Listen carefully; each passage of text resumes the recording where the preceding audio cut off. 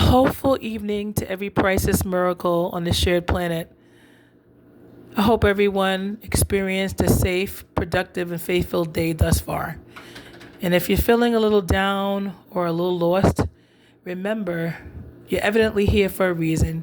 Please keep enduring through the seasons. I'm here in grace to be with a family member. She's 80 years young and she's still going on strong. This topic that we discussed for this evening is about healthy accountability. Healthy accountability makes us no less than anyone else.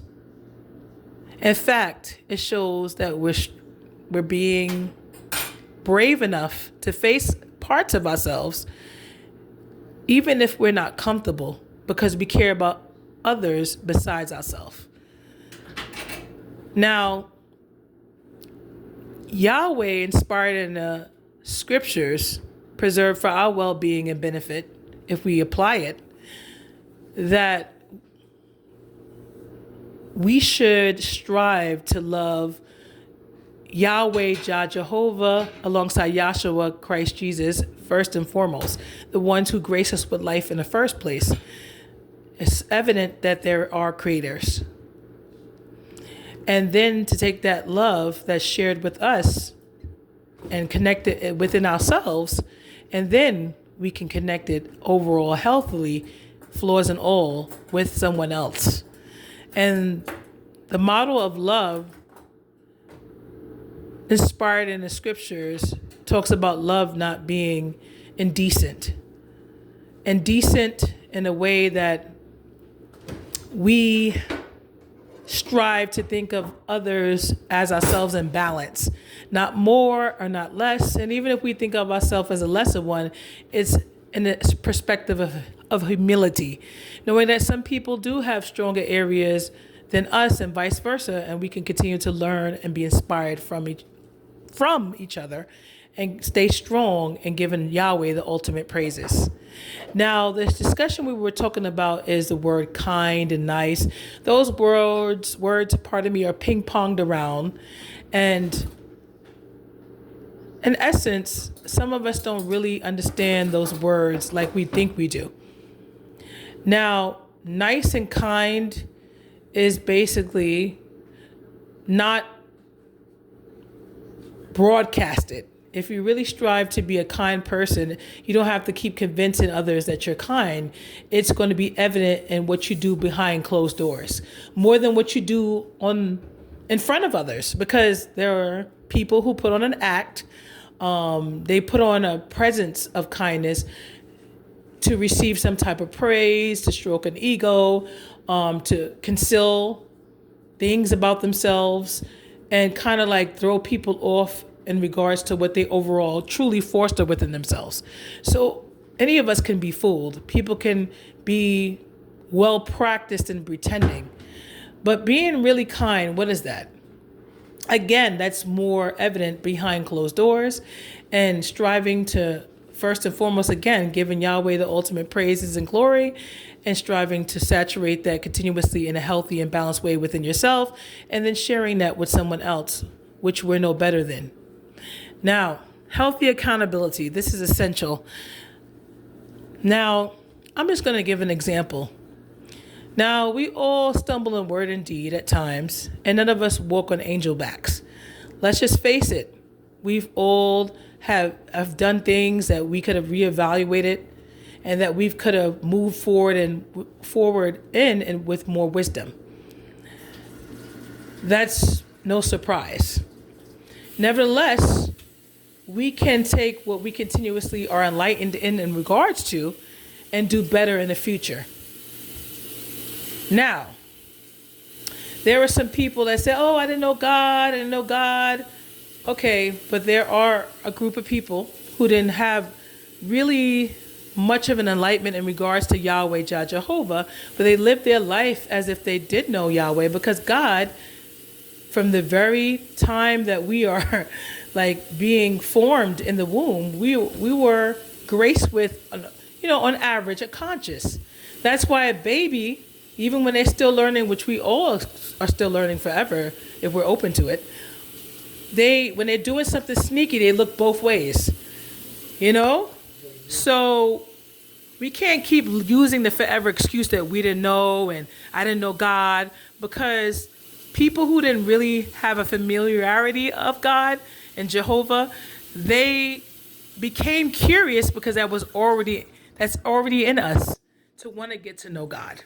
And that's why like people who get together and they discuss Yahweh Jehovah, they came to do that because they had that inclined in them to have a thirst for more knowledge and connect with their creator. So we had the opportunities, many of us, but some of us chose to not be proactive with it. And some of us chose to continuously allow our flesh to override our better judgment. And we continuously fostered, can't keep blaming everyone else, because we could all do that. We can go back in the past and say this happened and this is because we can't keep blaming that. Because at some point, Yahweh comes to us in different ways. How do we truly respond? And then that word nice, she's too nice, she's too nice.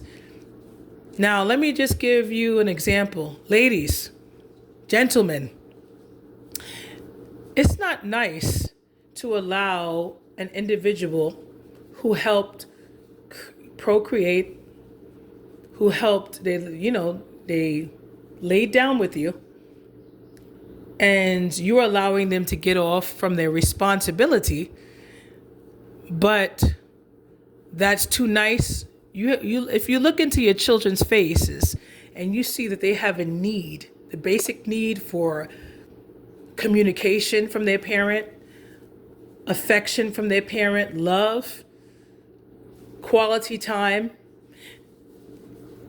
some money to help take care of them, and you're allowing that man or woman to get away with that time and time again, but then you'll see that child asking people who are not even the parent for money continuously, and you're allowing that child to act as if they're entitled to get something that really is not the responsibility of someone to give.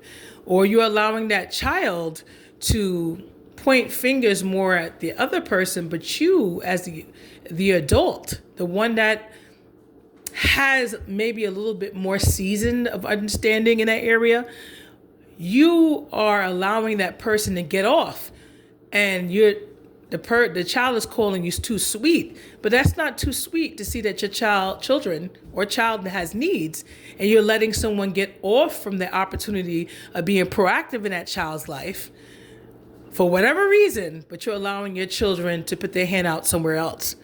Now, really being kind is also seeing that you need to hold people healthily responsible, because a man or a woman will get up, they'll bathe themselves, they'll buy themselves, save up for sneakers, they'll save up for something that they want, but a child is worth more than that. So why not hold that man or woman responsible for their part in creating a child, and allow them to save up to be able to provide their piece in that child's well-being, and take the time to spend time with that child. Even if that child may get a cold over there or something may happen, let that parent have practice in being a better parent. Women are not just capable of being parents, so are men. Give them the practice. That's their responsibility. Now, if a child's in immediate harm for any reason, and that parent evidently does not have stable morality, they may have some challenges with a wandering eye and inappropriate behavior, then okay, no. But if you know that it's not going on, and God has shown you that's not going on, then allow that parent to be involved in their child's well-being. And even if they have that situation, they should contribute towards that child's well-being and stay away from that child, because it teaches that individual not to be likely to keep making babies everywhere, because they know they have responsibility. Now, when you make their load too easy, then they keep likely doing the same thing subconsciously and or consciously, because they don't feel the heat of it enough. Now, would you like to share something? family member in regards to that? Do you think it's important to hold someone healthily accountability, and that's also being kind, to hold someone accountable? Because Yahweh, Jehovah, is the most kindest. The first creation, Jehovah, graced Jesus, Yahshua, is kind, but they still held us accountable, and they still do. Being kind doesn't mean letting people off all the time. It doesn't challenge them to reach and strive for more healthiness. If no one holds me accountable and they make it look like it's everybody else's fault and I'm just too nice and I'm too kind, then how will that help me to recognize the areas I have the opportunity to strengthen and grow in? That's true. And that's part of love. Jehovah disciplines who Jehovah loves. Accountable for what he did to me. Exactly. It's important to hold, for the male and female to hold themselves accountable. When someone is not as knowledgeable, they haven't been around with different people, and you're not that interested in them, and you're a player, could be a female or male, then don't mess with them.